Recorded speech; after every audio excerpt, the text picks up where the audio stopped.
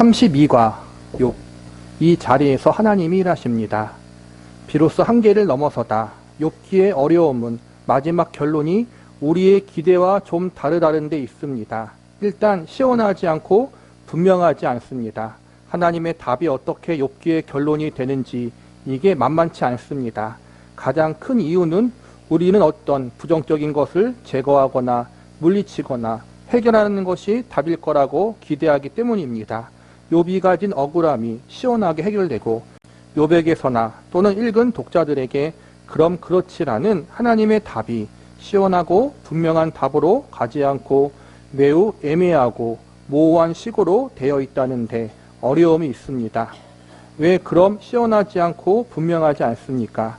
지금까지 살펴본 대로 욥이나 세 친구는 다 인과응보라는 법칙 아래에 묶여있는 신앙 이해였는데 하나님이 등장하셔서 우리가 볼 때 필요 없고 잘못돼서 일어났다고 생각하는 일을, 예를 들어 낮과 밤에서는 밤, 형통과 고난에서는 고난, 의와 불의에서는 불의, 그 다음에 성공과 비교하면 실패, 이렇게 이분법으로 나뉜 모든 것들이 하나님의 통치 안에서는 결코 없어야 하는 게 아니라고 답하기 때문에 욥기의 결론이 어려운 것입니다. 그러면 하나님이 실패를 조정하신다는 말인가? 하나님이 불의를 방관하신다는 말인가? 지난 시간에 베헤못과 리오야단을 살피면서 그 문제가 그리 간단한 것이 아니라고 했습니다. 하마와 악어가 난폭하고 길들여지지 않고 두려운 것이라고 해서 그것들을 제거해 버리는 것이 답이냐라고 물은 것입니다. 동물의 왕국을 보시면 어떤 동물이 나오는 것이 제일 좋습니까? 평소에 제일 가까이 할 수 없는 동물이 나오는 것이 제일 좋습니다. 그렇죠. 제가 볼 때는 다 신기했습니다. 하마가 악어와 함께 강물에 있으면서 자기 새끼를 악어 떼 속에 밀어 넣는 것을 보고 제일 놀랬습니다. 저거 한 입이면 어떻게 되는 거 아닌가 싶었는데 악어가 슬슬 피하던데요. 하마한테는 못 덤비던데요. 그런 걸 평소에 어떻게 옆에 가서 보겠습니까? 텔레비전으로 나오니까 실컷 재미있게 봤습니다. 얼룩말이 나오고 늑대도 나오고 그러면 식상에서 안 보다가 악어하고 하마가 나오면 다시 봅니다. 하나님은 욥의 생각이 어떻게 닫혀 있는가 작은가를 이미 답에서 지적하셨습니다. 그래서 오늘 본문에서 보는 바와 같이 못 하실 일이 없는 것입니다. 욥이 여호와께 대답하여 이르되 주께서는 못 하실 일이 없사오며 무슨 계획이든지 못 이루실 것이 없는 줄 아오니 안 계신 곳이 없으며 못 하실 일이 없다는 말은 무시무시한 하나님에 대한 우리의 경외와 고백입니다. 거기에는 지금 욥기 내내 싸웠던 것들이 다 쓸데없는 일이 아닌가, 이것은 억울하지 않은가, 이것이 대체 무슨 필요가 있다는 말인가 하는 것들을 포함하여 하나님의 창조와 하나님의 통치에서 하나님이 못 다룰 것이 없고 하나님의 뜻에서 벗어나 있는 일이 없다는 것입니다. 다시 말해 하나님은 하나님의 의로우심과 선하신 목적을 위해 또는 그런 능력으로 그 모든 것을 만들었고 제어하고 계신다는 것입니다. 그러니까 우리에게 생기는 고난이나 어려움이나 한계로 우리를 제한하는 것이 아니라 그것으로 우리를 어딘가로 뛰어넘게 하신다고 그렇게 가르치는 것입니다.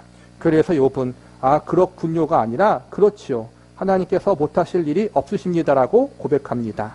하나님의 이 답변에 대하여 비로소 욥이 자신의 이해와 자신의 확인이라는 닫힌 방을 열어 젖히게 됩니다. 이것은 사실 신약에서도 반복되고 있는데 그 유명한 베드로의 고백을 잘 보십시오. 예수께서 베드로가 닭 울기 전에 3번 부인할 거라고 말씀하셨고 베드로는 다 주를 버릴지라도 나만은 주를 따르겠나이다. 죽는 자리까지 가겠습니다라고 해놓고 3번 부인합니다. 그리고 부활하신 주님이 갈릴리 바닷가에 다시 나타나시고 다들 주를 알아보고 모이자 저녁 식사를 하시고 베드로에게 묻습니다.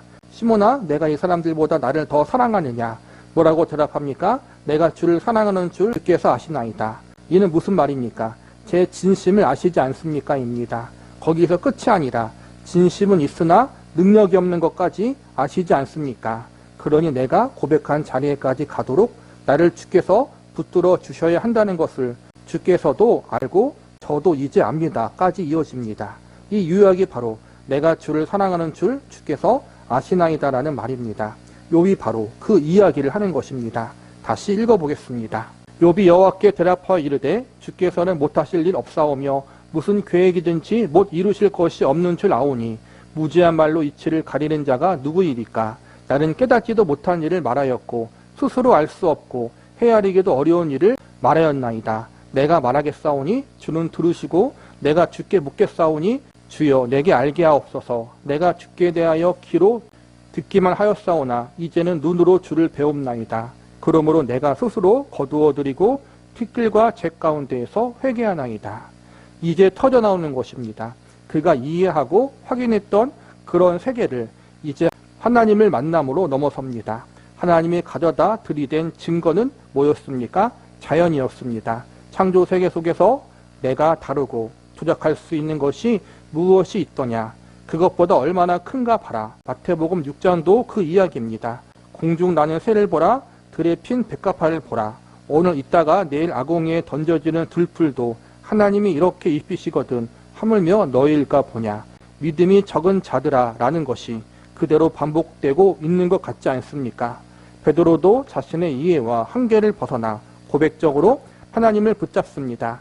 내가 주를 사랑하는 줄 주께서 아시나이다라고 이야기한 것 같이 하나님은 무수부지하시며 전지전능하십니다. 그러니 나를 붙잡아 내가 겪는 한계와 무지했던 모든 것을 주께서 합하여 선을 이루어 주지 않는다면 우리에게는 답이 없습니다라고 자신을 갖다 바칩니다. 엘리후의 말이 끝나고 하나님이 나타나서 이야기하시잖아요. 욥의 친구들과. 그리고 욥이 했던 말이 어리석었던 말이고 너희가 생각하는 것보다 이 하나님이 얼마나 더 크고 놀라운 것인지 하나님이 직접 나타나서 이야기하셔요. 그리고 하나님의 말이 끝나자 비로소 욥기 42장에서 욥이 고백하는 말이 그거예요. 하나님은 못하실 것이 없습니다. 무슨 무지한 말로 이치를 가렸던 자가 누구입니까? 바로 저희였습니다. 하나님, 제가 티끌과 재 가운데 회개하옵니다. 주에 대해서 듣기만 했는데 이제 눈으로 뵀습니다. 그 말을 한 고백이 베드로가 부활하신 예수님을 만나고 갈릴리 호수에서 했던 그 고백. 예수님이 베드로에게 너가 나를 사랑하느냐라고 물으실 때 베드로가 주님이 제가 주님을 사랑하는 줄 아십니다. 그렇게 고백했던 고백과 같다라는 거예요. 주님을 내가 사랑하는 줄 주님이 아신다라는 거는 그 전에 십자가 사건을 겪기 전에는 베드로가 항상 했던 말이 모든 제자들보다 내가 예수님을 가장 사랑합니다. 그리고 저는 생명을 바쳐서 예수님을 위해 죽을 수 있습니다 하고 자신 있게 고백했는데 십자가 사건 이후에 도망갔잖아요. 3번 부인했잖아요. 그 다음부터 베드로가 자신이 없어진 거예요. 그리고 부활하신 예수님을 만났을 때 제가 스스로 모든 사람보다 나를 더 사랑하느냐라고 대답한 그 예수님의 대답에 그 이전처럼 자신 있게 말한 것이 아니에요. 그렇죠? 예수님이 아십니다. 이 말은 여기 나왔던 것처럼 제 진심은 그런데 제 진심을 지킬 능력이 저에게 없습니다. 예수님이 저에게 은혜를 주셔서 예수님을 더 사랑할 수 있도록 도와주셔야만 합니다. 그걸 제가 깨달았습니다라는 그 고백이고 욥도 동일하다라는 거예요. 제가 귀로 들었사오나 이제 눈으로 봤습니다. 제가 티끌과 재 가운데 회개합니다. 이 고백이 그동안 제가 나름 하나님에 대해서 안다고 했는데 하나님을 직접 만나보니까 그 아는 게 아니었습니다. 제가 무지한 자였습니다. 하나님 이 무지한 자를 찾아오셔서 저를 만나주시고 제가 더 하나님을 알아갈 수 있도록 돕게 하심을 감사하고 하나님이 모든 것을 합력하여 선을 이루시는 분인 줄 알게 하심을 감사합니다. 지금 이렇게 욥이 고백했다라는 거예요. 욥이 몰랐을까요?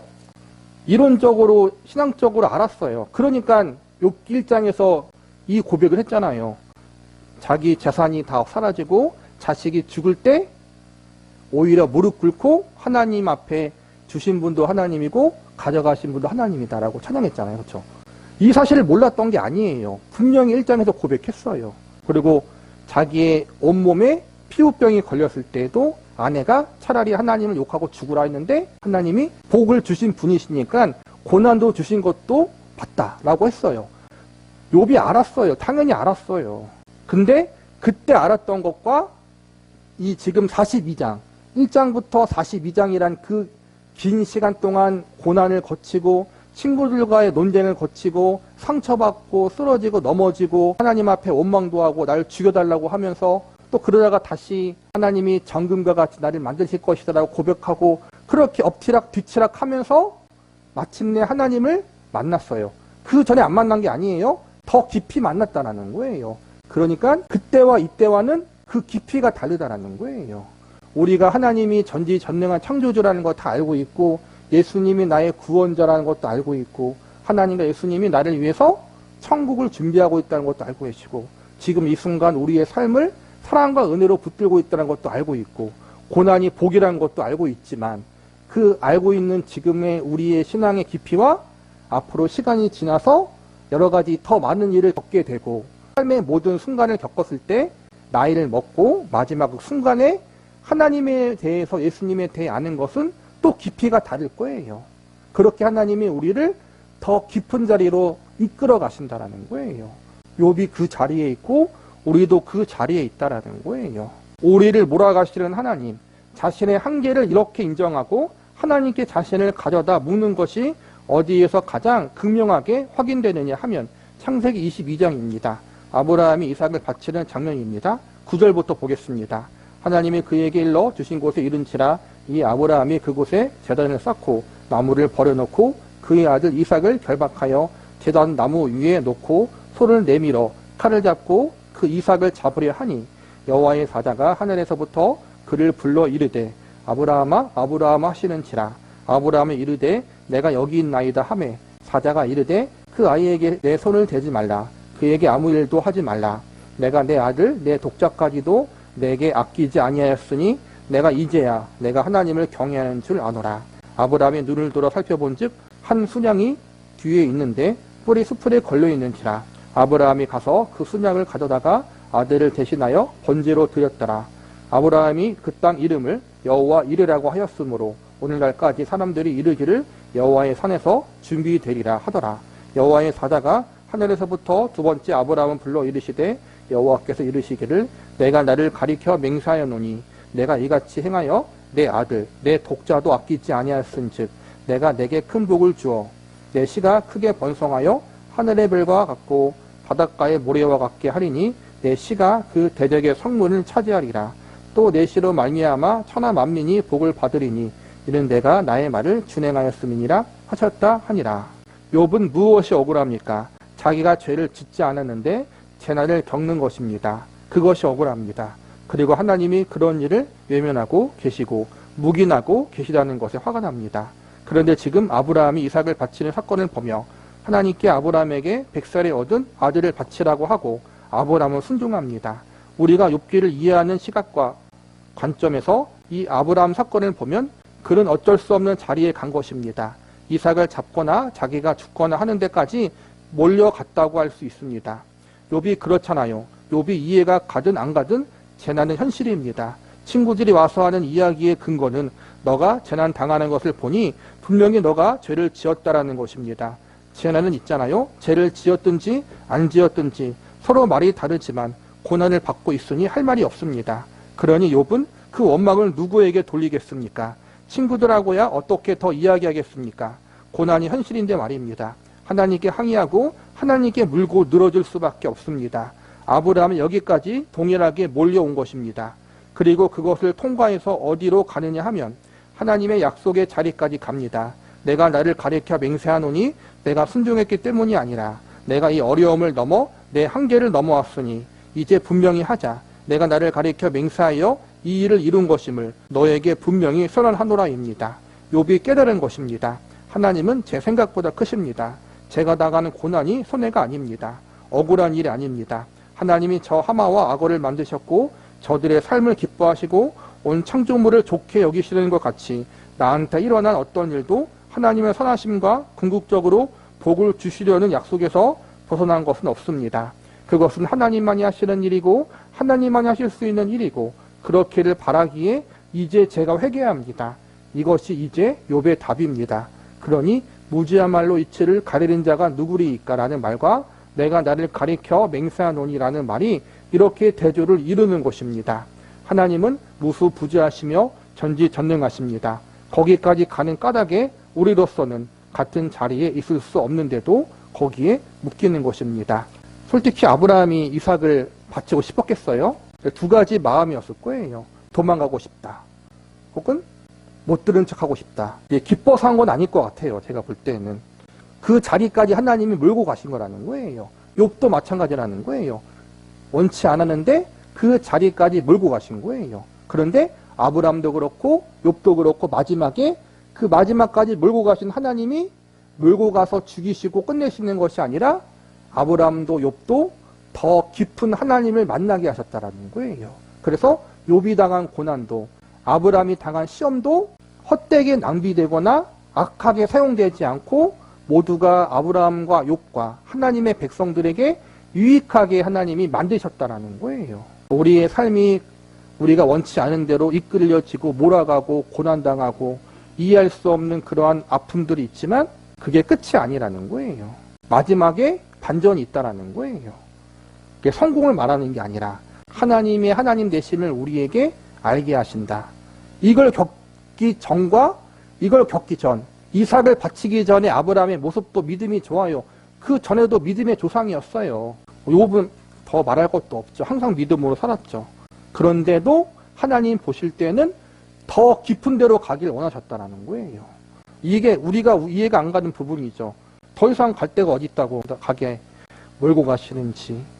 그런데 그렇게 가고 보니까 더 하나님께서 복을 주셨다는 거예요. 하나님을 알아가는 복. 이 땅에서 하나님을 더 깊이 만나는 복. 그 복을 주셨고 우리도 이제는 주님 나라 가는 그날까지 그 복 안에 있다는 거예요. 그렇게 우리가 평균 수명이 늘어났잖아요. 그렇죠? 여러분 여기 앉아 계신 분도 옛날에 보면은 다 이제 정말 꼬부랑 할머니가 될 나이예요. 그렇죠? 우리 할머니들을 보면은 제 기억은 그래요. 60이 넘은 할머니의 모습이 엄청 늙어 보이셨거든요. 엄청. 70 넘어가서는 꼬부랑 할머니 됐고 근데 지금은 안 그러잖아요. 그렇죠? 더 인생을 길게 살잖아요. 그러다 보면은 과거에 겪지 않았던 더 많은 걸 겪어요.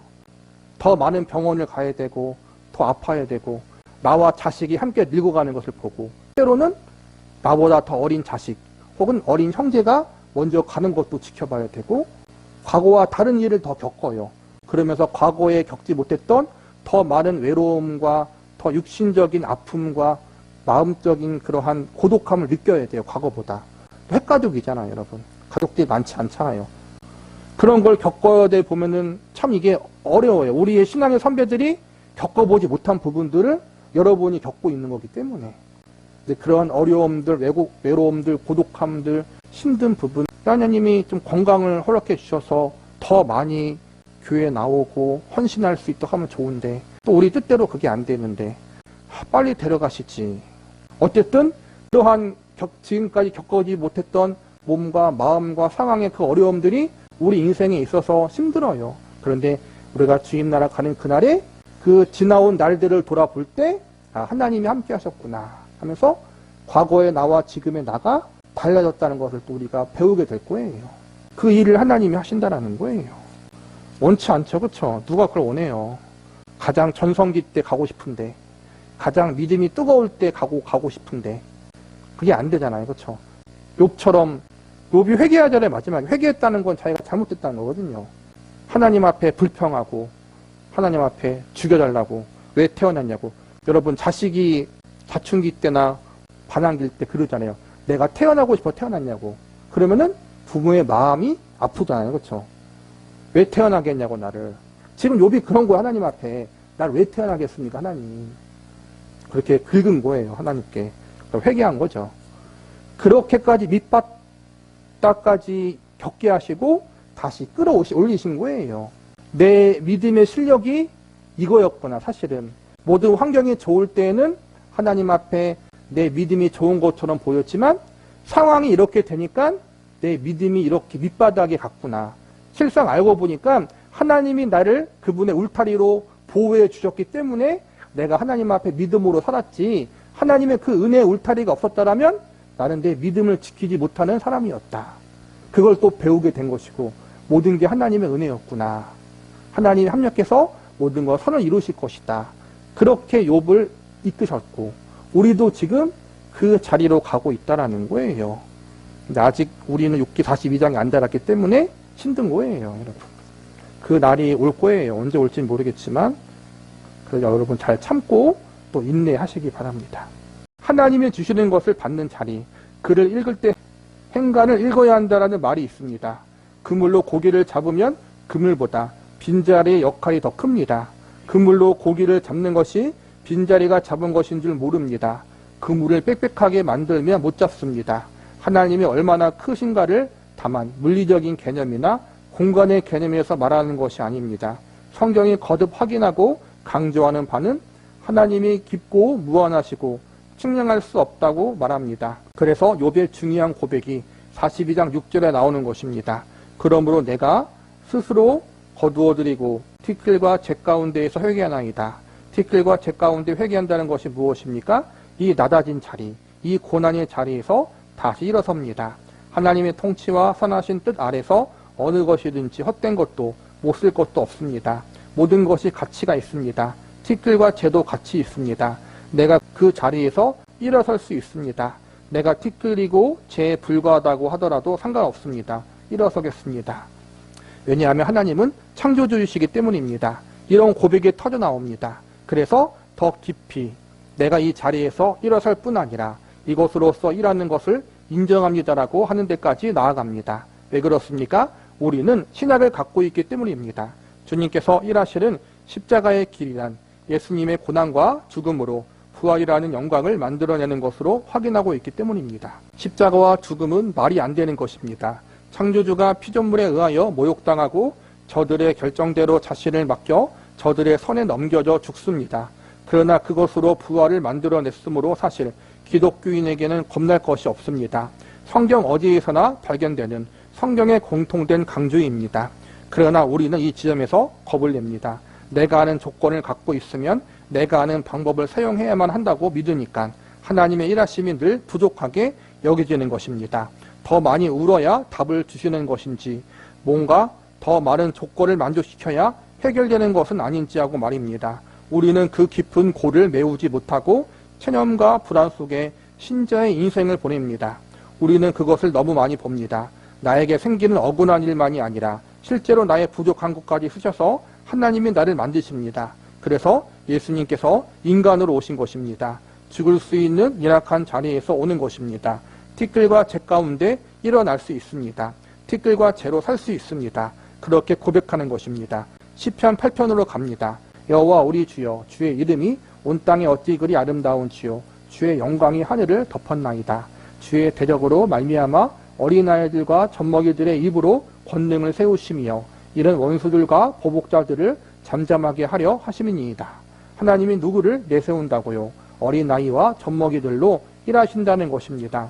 이게 무슨 뜻일까요? 인간이 만들어내는 것 말고 그것보다 더 큰 것인 하나님의 팔로 하실 것입니다. 어린아이와 젖먹이의 입으로 권능을 세우실 것입니다. 그것은 여러분이 좋아하는 마태복음 11장에 가면 이렇게 반복해서 선언됩니다. 마태복음 11장 25절부터 보겠습니다. 그때 예수께서 대답하여 이르시되 천지의 주제이신 아버지여 이것을 지혜롭고 슬기 있는 자들에게 숨기시고 어린아이들에게는 나타내심을 감사나이다. 옳소이다. 이렇게 된 것이 아버지의 뜻이나이다. 내 아버지께서 모든 것을 내게 주셨으니 아버지 외에는 아들을 아는 자가 없고 아들과 또 아들의 소원대로 계시를 받은 자 외에는 아버지를 아는 자가 없느니라. 지혜롭고 슬기로운 자와 어린아이는 뭐가 대조되고 있습니까? 자기가 아는 것, 자기가 할 수 있는 것이 전부인 세계와 하나님이 만드시고 승리를 주시는 부활의 세계를 대조합니다. 하나님의 주시는 것을 받은 자와 자기가 만든 세계에 갇힌 자를 대조하고 있습니다. 그래서 터져나오는 것이 수고하고 무거운 짐진 자들아입니다. 여러분, 이 수고하고 무거운 짐진 자들은 딱 욥과 그의 세 친구들입니다. 하나님 어찌 인생이 이렇습니까? 내가 이렇게 열심히 믿는데 왜 나에게 이런 보상이 없습니까? 이게 뭡니까? 28절부터 읽습니다. 수고하고 무거운 짐진 자들아 다 내게로 오라. 내가 너를 쉬게 하리라. 나는 마음이 온유하고 겸손하니 나의 멍에를 메고 내게 배우라. 어떤 멍에인지 잘 아시잖아요. 그의 고난과 그의 죽으심과 그가 받은 모욕과 수치와 고난을 생각해 보십시오. 여기서 풀립니다.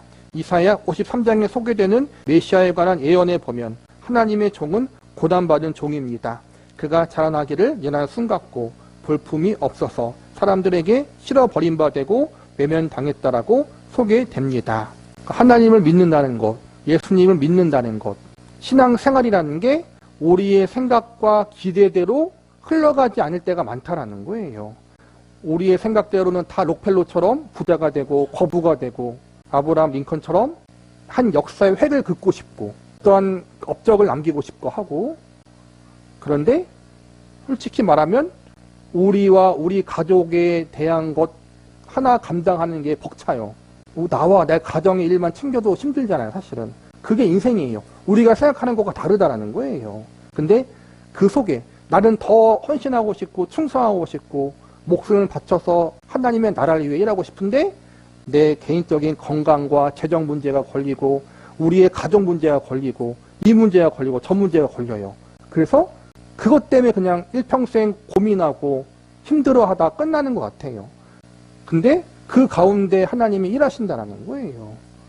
그 힘들어하는 그 문제 때문에 더 기독해 하시고, 이 작은 문제 같은데 이 문제 때문에 정말 너무나 어려워하는 나의 모습을 보면서 내가 정말 이렇게 부족한 자구나, 하나님의 은혜가 아니면 살아갈 수 없구나라는 걸 또 배우게 하시고 겸손케 하시고, 안 그랬으면 얼마나 우리가 교만했겠어요. 그렇죠?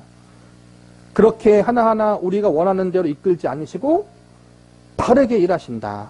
예수님이 이 땅에 오셔서 세계를 정복하셔야 되는데 그러면 우리가 지금 고생 안 할 텐데, 그렇죠? 이 땅에 남으셔서 부활만 하시고 올라가지 않으시고 이 땅에서 세계를 정복하셔야 되는데 올라가셔가지고 지금 우리가 고생하잖아요, 그렇죠? 우리의 생각과 달라요. 근데 올라가고 성령님이 오셔야 된다 하잖아요. 그게 하나님의 방법이에요. 우리가 원치 않는 방법.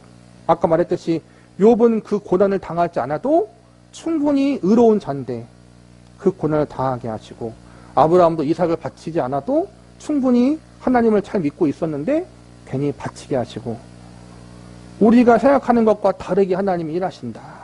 그런데 그렇게 일하심을 통해 우리의 생각을 깨트리시고 우리의 교만을 깨트리시고 하나님이 하신 것이기 때문에 우리가 받아들이겠습니다 하는 그 항복의 자리로, 어찌 보면 신앙생활이란 항복인 것 같아요. 항복. 하나님 앞에 항복하는 것. 내 생각과 내 기준과 내 판단을 내려놓고 하나님 앞에 항복하는 것. 그 항복이 기분 나쁜 항복이 아니라 설득당해 항복하는 거란 말이에요. 하나님이시니까 그게 맞습니다. 솔직히 욥의 마지막이 여러분 납득이 가요? 욥은 계속 이야기했잖아요. 왜 지금 이 고난을 주십니까? 이 고난의 종류. 여러 가지 방법이 있는데 하필 왜 이렇게 저의 모든 재산을 가져가시고 하필 왜 그 아들과 딸들을 데려가시고 내 몸을 만시창이로 만드시고 나를 이렇게 친구들과 사람들에게 멸시받게 하시고 이걸 당할 만큼의 잘못한 것도 없는데 나를 깨닫게 하기 위해 나를 정금같이 만들기 위한 것인지는 알겠는데 하필 이 방법이 옳은 것입니까? 하나님? 한번 따져봅시다. 그 답에 대해 하나님이 말을 안 해요. 나는 하나님이다. 끝나요. 근데 욥이 거기에 설득당하고 항복했어요, 여러분. 이 자리까지 가는 게 참 어려운 일인 것 같아요. 그 자리로 가게 하기 위해서 우리가 이해할 수 없는, 납득할 수 없는 수만 가지 여러 가지 방법으로 또 내가 가장 약한 그 부분으로 하나님이 나를 시험하시고 연단하신다. 지금은 그것이 이해가 안 가고 어렵고 힘들지만 우리가 그 하나님의 때에 그렇구나. 하나님이 이렇게 일하셨구나. 하나님이 일하신 부분이 지금도 이해가 가지 않지만 하나님이 하신 것이기 때문에 신뢰합니다. 하나님, 제가 그것에 납득하고 항복합니다라는 그 자리로 우리를 하나님이 이끄신다라는 거예요. 하나님의 동반자, 욥이 지금 그 길을 가면서 하나님 앞에 무슨 답과 하나님의 어떤 통치의 세계로 넘겨집니까? 정확히 이것입니다. 하나님의 일하심의 동반자로 부름받은 자라는 것을 깨닫는 것입니다. 38장에 보면 하나님이 등장하여 욥에게 하신 것이 무엇이겠습니까? 산 염소와 들나귀 등이 다 등장할 때 이 창조 세계에서 욥은 하나님 옆에 서 있는 손님 같았습니다. 손님이란 대접받고 있는 입장을 말합니다. 너는 피조물이지만 너는 내 자식으로 세움받고 너는 나와 함께 이 세상을 다스리도록 부름받은 너는 저들과는 다르다는 것입니다. 시작이 다릅니다. 하나님의 통치가 얼마나 큰가를 보여주었습니다. 옳고 그른 것이 전부가 아니라 하나님의 권능과 지혜와 선하심과 능력의 통치를 보여주십니다. 왜 그런 일을 보여주십니까? 욥을 통치자의 자리에 부르고 계시는 것입니다. 그렇게 하자 욥이 무지한 말로 이치를 가린 자가 누구입니까? 주께서 무소부재하시고 전지전능하시니 주께서 못하실 일이 없나이다. 나를 붙드소서라고 고백합니다. 그가 이렇게 넘어간 것입니다. 그 고백을 우리는 자유라고 합니다. 자신의 선택이라고 합니다. 강요받은 것이 아니라 납득하는 것입니다. 스스로 자원하는 것입니다. 그것을 하나님이 욥에게 요구했던 것입니다. 욥기 주석서를 쓴 제럴드 잔제니 이 부분에 관한 아주 좋은 글을 쓴 게 있어 결론으로 약간 발췌했습니다. 하나님의 일, 하나님을 섬기는 일에 고난당하고 고난으로 하나님을 섬기는 것, 고난으로 온전해지는 것을 욥기는 증언한다. 고난으로 하나님을 섬기고 고난으로 온전해진 것에 관한 이야기가 히브리서 5장에 나옵니다. 그가 아들이시면서도 받으신 고난으로 순종함을 배워 온전하게 되셨은즉 이라고 말입니다. 이 무시무시한 성경의 증언을 우리는 사실 잘 이해할 수 없습니다. 그가 아들이시라도 받으신 고난으로 순종함을 배워서 온전하게 되셨다고 합니다. 우리는 그러한 증거를 구약의 욥에서 확인합니다. 그의 실제 삶에서 확인됩니다. 하늘에 선포된 어떤 다른 개념, 주장, 권면이 아니라 구체적인 한 개인의 인생 속에서 확인합니다. 우리 모두를 위하여 예수께서 실제로 십자가를 지고 죽으시는 인생을 걸으심으로 우리 모두를 끌어안으신 것처럼 우리 모두가 그의 역사적 실존 속에 벗어날 수 있는 자가 없다는 그 넓은 포옹을 예수의 성육신과 고난과 죽음에서 보듯이 욥기의 생애에서 볼 수 있습니다. 잔젤은 계속 이렇게 말합니다. 창조에 나타난 질서와 자유의 변증법이 인간이 참여하는 것을 보여주는 행위를 수반한다고 욥기는 증언합니다. 욥에게 자유란 무엇입니까? 하나님이 욥에게 강요하거나 조작하지 않고 그를 불러 단련하여 인간의 가치가 뭐냐? 하나님을 찾는다는 것이 무슨 뜻이냐? 하나님을 안다는 게 무슨 뜻이냐고 다그쳐 물었습니다. 이 답을 낼 때까지 포기하거나 타협하지 아니하십니다. 그래서 신자의 인생은 고단할 수밖에 없습니다. 다른 것으로 대신하거나 스스로 속일 수 없게 하나님 앞에 진정한 그의 사랑을 받는 자로 불끈 두 발로 일어서기까지 하나님은 포기하지 아니하십니다. 우리라는 인생과 존재의 가치도 쉽게 타협할 것이 아니라고 하십니다. 하나님의 형상으로 지음 받았으나 티끌과 재가 될 수 있지만 그것이 그 어떤 큰 것에 못지않게 하나님의 창조와 권능에 의한 자리라는 것을 깨닫게 하심으로 높고 낮고 원하고 싫어하고를 초월하는 하나님의 통치에 항복하게 하는 것이 욥기의 증언입니다. 하나님의 우리를 한 독립된 인격으로 지으시고 하나님의 명예를 부여하시고 그의 통치의 동반자로 부르셨다는 사실을 깨우쳐 주십니다. 이러한 하나님의 간섭과 신자들의 확인과 실제적인 성숙과 우리의 자유로운 선택, 즉 기쁜 책임이 욥기의 결론이요 증언입니다. 여러분의 신앙 고백과 믿음을 더 깊이 말씀에 비추어 확인하시고 더 위대한 신앙인이 되시는 말씀이기를 바랍니다. 왜 이렇게 고난을 당하게 하셨는가? 아브람도 그렇고 욥도 그렇고 앞서가 믿음의 선배들이 왜 그렇게 고난을 당하고 연단을 당했는가? 그것은 하나님이 우리를 단순히 창조물로만 보지 않고 하나님의 동반자로 봤다라는 거예요. 함께 걸어가는 동반자.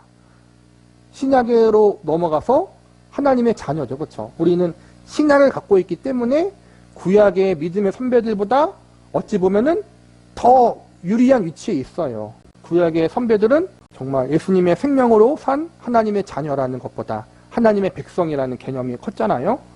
우리는 이제는 하나님의 자녀로 부름받았기 때문에 하나님 아버지가 우리를 그 신분에 걸맞는 자로 만들기 위해서 우리를 그렇게 가만히 두지 않는다라는 거예요. 우리는 자녀를 교육할 때도 기대를 갖는 것처럼 하나님의 기업을 다 물려받을 거잖아요. 천국을. 그래서 그 물려받은 자로 합당하게 만들기 위해서 하나님이 열심히 교육을 시키는데 그 교육이 이게 참 연단이라는 연단. 인간의 부모는 실수해요. 이게 좀 맞는 것 같아 이렇게 가르쳤는데 자식에게 독이 될 수도 있어요. 그 교육이. 근데 하나님은 우리 인간처럼 어리석은 자가 아니기 때문에 또 실수하지 않으시는 분이기 때문에 우리에게 가장 맞는 교육이 무엇인지 아셔요. 그래서 가장 맞게 맞춤식으로 하시기 때문에 하나님이 우리를 향한 교육과 연단과 훈련은 틀린 게 없어요. 확실해요. 그렇기 때문에 지금 우리가 당하는 이 훈련들이 헛된 것이 아니다. 좀 억울할 수는 있지만 그 부분은 욥처럼 우리가 1대1로 해결할 부분이에요.